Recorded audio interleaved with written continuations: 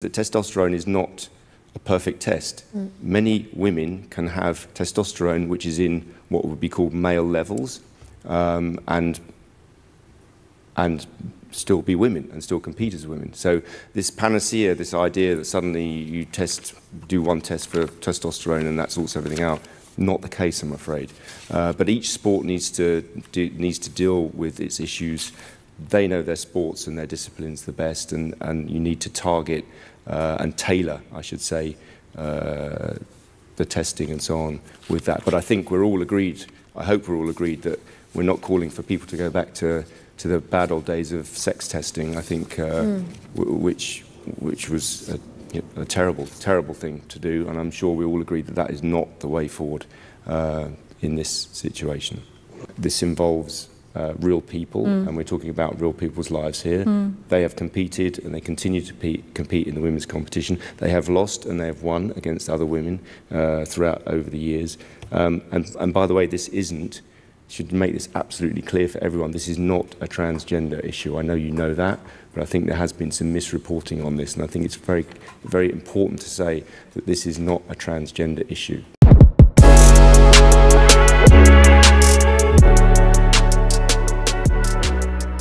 What up, y'all? Welcome back to a brand new video. Y'all know what to do. Like the video, share the video. Don't forget to get on Amazon. Get your supplements, man. Get your supplements. Desired Nutrition pre-workout. Get that pre-workout. It is in stock right now. Get it. That's the pre. Don't forget to get the post-workout or while you're working out. The Electrolyte plus amino acids, BCAAs. Recover, rebuild, replenish. Get that. It's hump day. Hump day Wednesday. We back again. Come on. Do the Humpty Hump. Come on, do the Humpty Hump. Look, man. We was wrong. We was wrong about Ayman Khalif. She is not a transgender athlete. Now, hey man, that's just what everyone heard. Everyone heard that. The thing that we did, which was wrong, which I did, is we didn't do any research. We just let people talk about it and assumed the worst. Like, hey, they said that she was a trans, she must be a trans, because it's not like it hasn't been done before. You know, in the video that I made before, you saw that one trans lady or dude, whatever. You saw him or her or them beating up on that one girl, give her a knee right to the face. You know what I'm saying? That's not the first time that's happened, and it most likely won't be the last. I hope it's the last. I mean, I hope it stops happening. You shouldn't have. I still stick by what I said. You should not have biological males fighting biological females. That's just wrong. You should not have that. But in this case, that is not the case. Because if you look on, once you start researching, so let's research. Let's do our due diligence and research.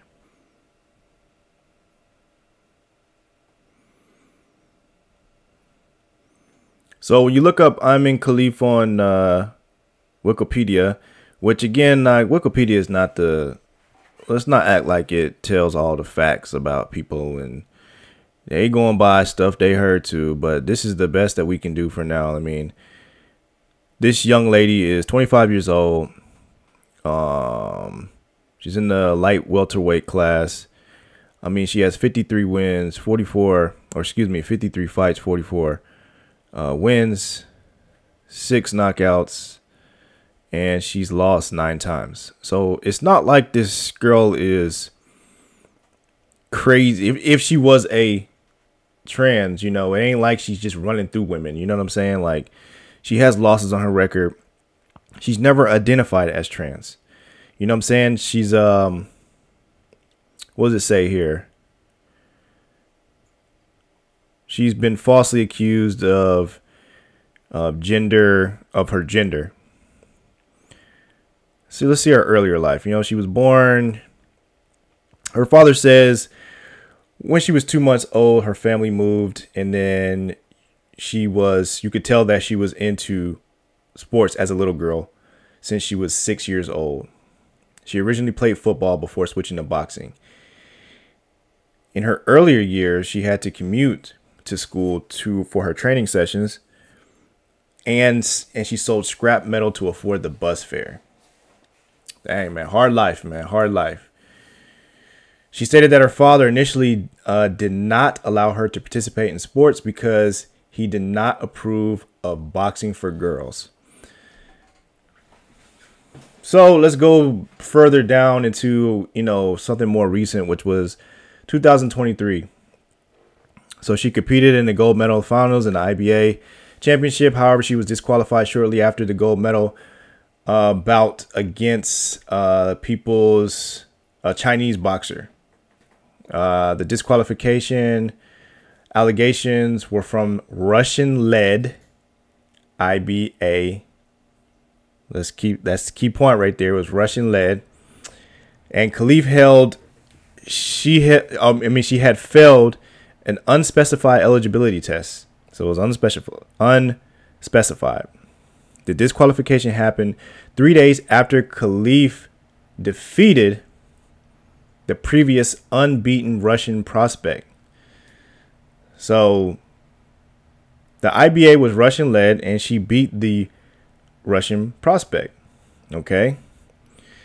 So the disqualification restored the Russian boxer's undefeated record. Wow. So according to the Algerian Olympic Committee, Khalif was disqualified due to medical reasons. Later reports indications her testosterone levels were too high to compete. So that's what happened there. So it also says it remains unclear what standards Khalif led up to her disqualification. There were never any evidence of an XY chromosome or elevated levels of testosterone. The IBA did not reveal the testing methodology, stating that specifics remain confidential. So Khalif also stated that that she was a victim of a big conspiracy regarding the disqualification. She initially appealed to the Court of Arbitration for Sports, but the appeal was terminated since Khalif couldn't pay for the procedural costs. After the appeal, Khalif organized her own independent tests in order to clear her name and return to boxing. So it looks like here that the IBA might have been corrupt. Perhaps it was Russian led, and their prospect was, she was Russian as well, and it could have been some spiteful things that happened. Who knows? I don't know if they're corrupt. I don't want to, because I did not research that. And I'm over here telling you guys to research things before you start jumping to conclusions. But it's really messed up that that title was put on her as far as being transgender, and when she's actually not. She's never. We don't know if she is or she isn't, but she's never came out and said that she is transgender. So we'll just put that to rest. And actually, now that I think about it, the girl that she beat on, what was it, the third or something like that? It was like 46-second fight, and she ended up quitting and saying it was unfair and stuff. Now it just looks like she's just a sore loser. Maybe she had it in her head. She heard the rumors before the fight started. She probably had it in her head that I'm about to fight a dude. And this is unfair. And she just let it get to her before she could even, have the match. She got hit in the face one time. What you should have did, though, is just like, okay, I'm possibly fighting a dude right now. I'm going to go as hard as I can, to beat this. Because you have to know, you should know this transgender's record. She's lost before to biological women if you think that she's trans. So I want to be the 10th. She's lost 9 times. I want to be the 10th person to beat her. That's what she should have did, but Instead, she got punched in the face, man, and she ended up quitting. Now, I guess the question is now, like, should you be allowed to have this advantage over other women because this is something that you were born with? Because let's just say that she did test positive for XY chromosome. And just to let you know, there is a disease called DSD where you would be where some women test positive for XY chromosome. Let's see what DSD is. So here it is. Okay, DSD, disorders of sexual development, are conditions where a person's reproductive organs and genitals are mismatched at birth. Example includes male chromosomes XY and genitalia and appears in females, or female chromosome XX and genitalia that appears in males. Some people with DSD have characteristics of both sexes. So this could be something that she has. This is what I've heard that she may have had, but she also said she conducted her own test, and she didn't say the results of the test. But so let's just say that she does have some type of XY chromosome or whatever. Does that mean that she should not be able to fight with other boxers, female boxers, because she has that somewhat of an advantage? I guess that's what they're saying. She has an advantage over them. Just because she may produce more testosterone than them, that doesn't make her a better boxer. That doesn't make her, crazy powerful because she just has higher testosterone than the other women. That doesn't automatically make you stronger than that person. Just because you have higher testosterone than someone else, that doesn't make you automatically stronger than them. That's not how that works. You may be able to recover faster than other women. You may be able to have more upper body strength than them naturally. It's not going to make you super powerful. And we don't know how abnormal her test results were. Like, was it that of a man's testosterone or just a little higher than a female's? I don't know. We don't know the results of that. But to say someone can't fight because they have that type of advantage is like saying, LeBron shouldn't be in the NBA because he's 6'8". You know what I'm saying? I should be in the NBA. I worked real hard in high school. I should actually be in the NBA. But I'm not, because I'm not 6'8". I'm not, as talented as LeBron. I'm not like Kobe Bryant. I'm just, those guys were naturally gifted. They were gifted something to have an upper hand over other players. You can't just take that away from them. Well, let's look at Ronnie Coleman. I don't know if you guys follow bodybuilding, but this is we promote health and everything like that. And, so let's look at Ronnie Coleman. So Ronnie Coleman was a special athlete. He was huge. He's not just a normal athlete. I mean, he was 8-time Mr. Olympia. But before he got to 8-time Mr. Olympia, this was before he even got on PEDs. Before he started taking PEDs, he was still competing at the level of Mr. Olympia. Now, he wasn't winning. He was coming in like 15th, but he started figuring out after all these shows, he started getting with like Flex Wheeler and Kevin Levrone. And before he looked like this, he looked different, but he was still able to compete in the Mr. Olympia and qualify for the Mr. Olympia. It wasn't until he started taking PEDs where he started looking more like this and started filling out. But the point is, he had natural genetics. His natural genetics placed him in a competition where people were taking PEDs the whole time, and he wasn't taking any PEDs, but he was still qualifying. So is it fair for someone with natural genetics like Ronnie Coleman to be able to compete with bodybuilders who are taking PEDs? Because once he got on PEDs, he was going to blow up. And this was the results of him actually getting on, the juice and really starting to compete with these other bodybuilders who were, you know, coming in top 5, top 3, and he just shot past them and became number 1 for 8 years in a row.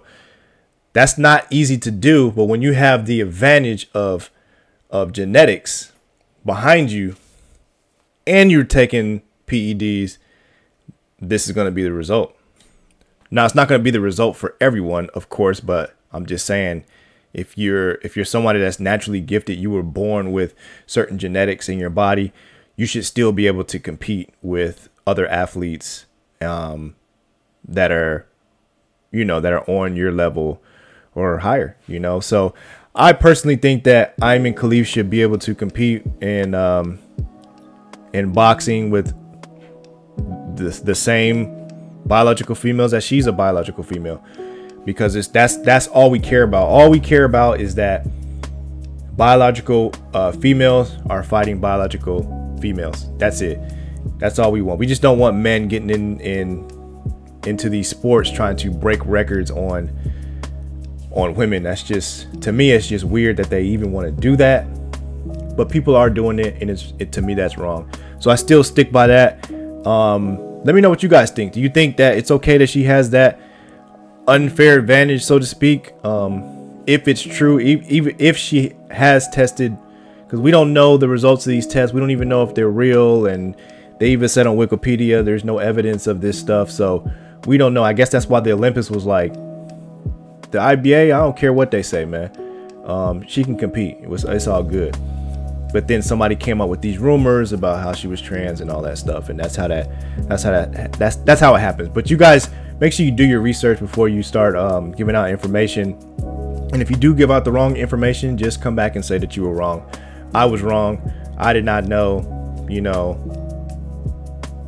what can I say, man? All I can do is make a video to express my, you know, because I had comments, man, saying, oh, stop hating on her, she's not trans and this, that, and the other. I'm not hating on her.